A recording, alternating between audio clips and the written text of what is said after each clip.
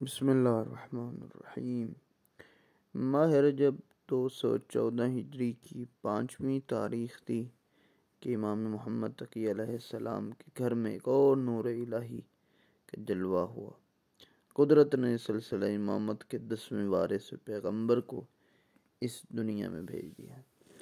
امام محمد تقی علیہ السلام اس دور میں نہایت درجہ کشمکش میں گزر رہی تھی کہ امام رضا کی شہادت کے بعد مامون نے آپ کو مدینہ سے بغداد طلب کر کے حکومت کے تحفظ کے لیے اپنا داماد بنا لیا۔ اس طرح آپ گھریلو زندگی میں بھی پریشانیوں کی شکار ہونے لگی۔ مصائب اپنے مقام پر تھے لیکن گھر کے اندر بھی سکون نہ تھا۔ کہاں امامت کی سادہ اور پاکیزہ زندگی جہاں دل پر خوف خدا کی حکومت، گھر میں تقوی اور تقدس کا ماحول ہو، کہاں نعمتوں کے عیش کرنے والی خواتین کہ جو امام علیہ السلام کی زوجیت میں آئی۔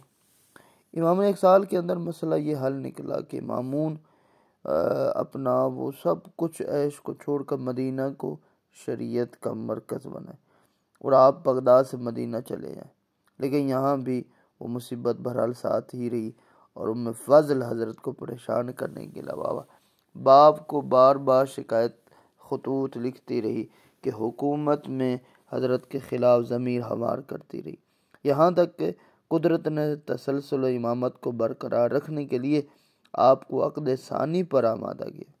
آپ نے جناب سمانہ سے عقد کیا، عقد کرنا تھا، گھر میں قیامت آ گئی۔ ام فضل نے سر پر اٹھائے، باپ سے فریاد کی اور شکایت بھی کی کہ حکومت کے اندر سازش اور نہ جانے کتنے فتنے ہیں۔ امام محمد تقی تمام فتنوں اور سازشوں کی پرواہ کیے بغیر اپنے کار ہدایت میں مصروف رہے۔ ایک دن میں یہ گوارا بنا ہوا کہ شہزادی عام گھرانے کی خاتون پر مقدم کر دی جائے، جس کے سخت ترین نتائج کا اندازہ ہر وہ انسان لگا جا سکتا ہے جس نے ایسے حالات کا مشاہدہ کیا۔ اسلام کی تاریخ میں لابلد خاتون کا صاحب اولاد خاتون سے حسد قدیم ترین روایت ہے جس سے بڑی بڑی خواتین محفوظ نہیں ہیں۔ ام فضل بھی اسی اسلامی شخصیت کی بڑی بیٹی تھی اور نتیجہ جو ہونا چاہیے تھا وہ ہوا، مگر قدرت جب ذات پروردگار فیصلہ کر چکی ہوتی ہے تو فرعون لاکھوں کی تعداد میں بھی ہوں تو موسیٰ کو بچایا جا سکتا ہے۔ آپ کی والدہ ماجدہ جناب سمانہ، جن کا نسبی رشتہ تو بہرحال غیر عرب ماحول سے تھا، لیکن اس بنیاد پر عرب کسی انسان کو مرتبہ دینے کے لیے تیار نہیں تھے جو ان کی نگاہ میں خود عربوں کا تھا، اپنے علاوہ ہر ایک کے ساتھ غلام اور کنیز جیسا ہی سلوک کرتے تھے۔ علمی کمالات فرماتے کہ امام علی نے نوفلی سے فرمایا کہ پروردگار عالم کے 73 اسم اعظم ہیں، جن میں سے ایک آصف برقیہ کو عنایت ہوا تھا، جس کی وجہ سے چشم زدن میں تخت بلقیس کو ملک کے سبا سے حضرت سلیمان کی خدمت میں پہنچا دی، لیکن ہمیں ان میں سے 72 اسماء عطا کی۔ آپ کا اسم گرامی علی تھا، القاب میں نجیب، مرتضی، عالم، فقیہ اور نقی اور ہادی کے نام سے جانے جاتے ہیں۔ سامرہ کے محلہ عسکر میں قیام کی بنا پر آپ کو عسکری بھی کہا جاتا ہے۔ آپ کے فرزند ارجمند کو بھی اسی لقب سے یاد کیا جاتا ہے، اسی وجہ عسکریین بھی آج مشہور ہے وہاں پر کہ امام موسیٰ کاظم، امام جواد کو جہاں ان کی مرکز ہے بغداد میں ان کو کاظمین یا جوادین کہا جاتا ہے۔ فرمایا ولادت کی جگہ مدینہ سے کچھ دور سریا کے مقام پر جہاں امام محمد تقی اکثر قیام فرماتے، شاید آپ نے گھریلو اختلافات سے دور رہنے کے لیے جناب سمانہ کو اس مقام پر رکھ دیا ہوا اور قدرت نے وہی نعمت اولاد سے انہیں سرفراز کیا۔ علم و کمالات میں امام علی نقی علیہ السلام نے نوفلی سے فرمایا کہ پروردگار عالم نے ہمیں بہت سارے ایسے کمالات عطا فرمائے ہیں کہ جنہیں کوئی بھی عطا نہیں کیا۔ آپ کی عمر مبارک 12-13 سال کی تھی کہ جب ابو حشام کے ساتھ ایک بازار میں کھڑے تھے تو ادھر سے ترکوں کا فوج کا گزر ہوا۔ آپ نے ایک سپاہی سے اس کی زبان میں بات کی۔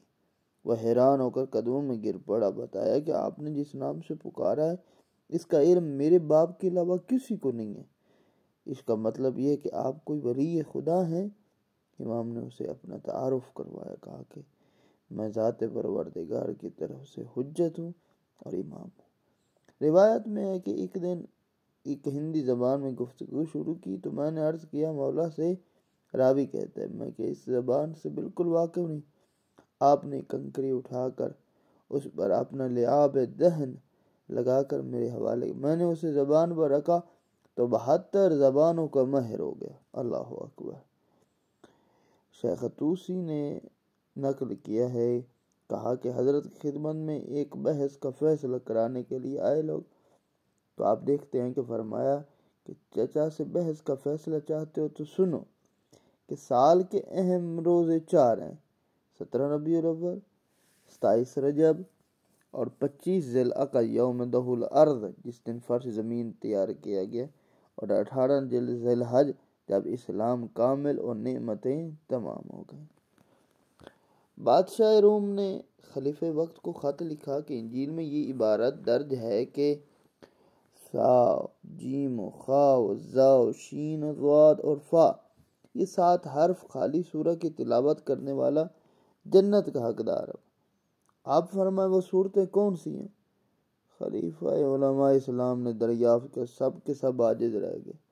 امام علی نقی علیہ السلام کو بلایا گیا۔ آپ جب تشریف لے آئے، آپ کے سامنے رکھا گیا تو وہ سورہ حمد ہے۔ امام نے فرمایا کہ جس کے اندر 7 حروف ہیں، جس کے پڑھنے سے ذات پروردگار انہیں جنت میں بھیجے گا۔ فرمایا کہ اس کے راز کیا ہیں؟ فرمایا اس کا راز یہ ہے کہ 7 سے مراد صبور یعنی ہلاکت، جیم سے مراد جہنم جہنم، خا سے مراد خیب و خسران، فرمایا کہ اور اس سے مراد زقوم ہے، شین سے مراد شقاوت، ضاد ظلمت، فا اور فراقت وغیرہ کی طرف اشارہ۔ لہذا رب العالمین سورہ رحمت و برکت کو ان حروف سے خالی کر دیا۔ واضح رہے کہ اس کا مطلب یہ ہرگز نہیں سورہ میں حروف آ جائیں تو وہ سورہ وقت و برکت نہیں، حروف خود سورہ رحمان سورہ دہر میں بھی موجود ہیں۔ آپ کی زندگی کے اندر بہت ساری بحثیں ہوئی غالیوں کی اور غالی کے علاوہ ناصبیوں کی جو امامت پر بحث کرتے تھے، امام علیہ السلام نے انہیں جواب دیا۔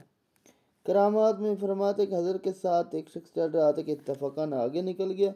میں نے آپ کو بھی تیز رفتاری کی دعوت دی تو آپ نے فرمایا تمہیں آگے ہی جانے۔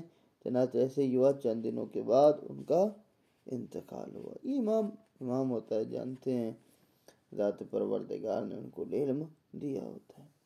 حضرت سامرہ تشریف لائے تو میں نے، راوی کہتا ہے، خدمت اقدس میں حاضر ہو کر عرض کی کہ میرا قیام بغداد میں، اس طرح میں روزانہ آپ کی زیارت نہیں کر سکتا، میرا جانور بھی ضعیف ہے۔ تو آپ نے فرمایا پروردگار تمہارے جانور کو طاقتور بنا دے گا۔ حضرت کے اس ارشاد کا یہ اثر ہوا کہ میں روزانہ نماز صبح بغداد میں، ظہر سامرہ میں اور نماز مغربین پھر پلٹ کر بغداد میں ادا کرتی تھا، جبکہ بغداد اور سامرہ میں 100 میل سے زیادہ فاصلہ تھا۔ یعنی حضرت نے اس کی سواری کے لیے جو دعا کی کہ یہ جو سواری ہے جس پہ تو آیا جوان ہے، وہ جوانی کا اثر ہوا۔ فرماتے ہیں کہ ایک مصری شخص ہے، محبان اہل بیت میں سے نہ تھا، اس نے شہر میں اپنی محبت اہل بیت انکار کر دیا۔ لوگوں نے حیرت ہوئی، اس کا اعلان کا سبب دریافت۔ اس نے کہا میں سامرہ گیا تھا، وہاں یہ خبر سنی کہ متوکل نے کسی سید علوی کے قتل کا حکم دیا، وہ عنقریب آنے والا ہے۔ اشتیاق دید میں بازار کے کنارے پہ کھڑا ہو گیا۔ فرمایا اتنے میں دیکھا کہ شخص لایا جا رہا ہے، مجھے اس کی شرافت و وجاہت کو دیکھ کر بڑا سرور، یہ شخص بلا گناہ قتل کیا جائے۔ ایک مرتبہ قریب آ کر اس شخص نے کہا عبد الرحمن گھبراؤ نہیں، میں قتل نہیں ہو سکتا۔ مجھے سخت حیرت ہوئی کہ اس شخص کو میرا نام کہاں سے معلوم ہوگی۔ چنانچہ ان کی امامت کا قائل ہو گیا، انہوں نے میرے حق میں مال اولاد کی دعا کی، الحمدللہ آج میں دونوں سے مالا مال۔ شہادت وطن چھوڑنے کے بعد امام علی نکی کا قیام تقریباً 11 سال تک سامرا میں رہا اور درمیان میں مختلف قسم کی اذیتیں برداشت کرتے، یہاں تک کہ 252 ہجری میں متوکل کا بیٹا معتز باللہ خلیفہ وہ اپنے باپ کے ظلم کی کسر کو پورا کرنے کے لیے 3 رجب 254 ہجری میں حضرت کو زہر دے کر شہید کیا گیا۔ فرماتے ہیں انتقال سے قبل تمام انبیاء کی میراث آپ نے اپنے فرزند امام حسن عسکری کے حوالے کر دی اور پھر انہیں حضرت نے غسل و کفن کا انتظام کیا۔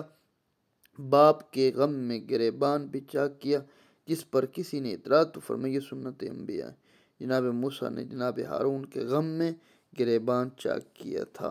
آپ کی حکمت آموز کلمات: جو شخص خود اپنی ذات سے خوش رہے گا اس سے ناراض ہونے والے زیادہ رہیں گے۔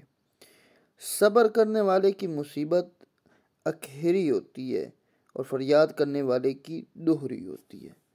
فرمایا کہ صبر کرنے والا صبر کر تو مصیبت کے بعد اجر پاتا ہے، صرف مصیبت ہی کا اثر پاتا، لیکن فریاد کرنے والے کا اجر سے بھی محروم ہو جاتا ہے۔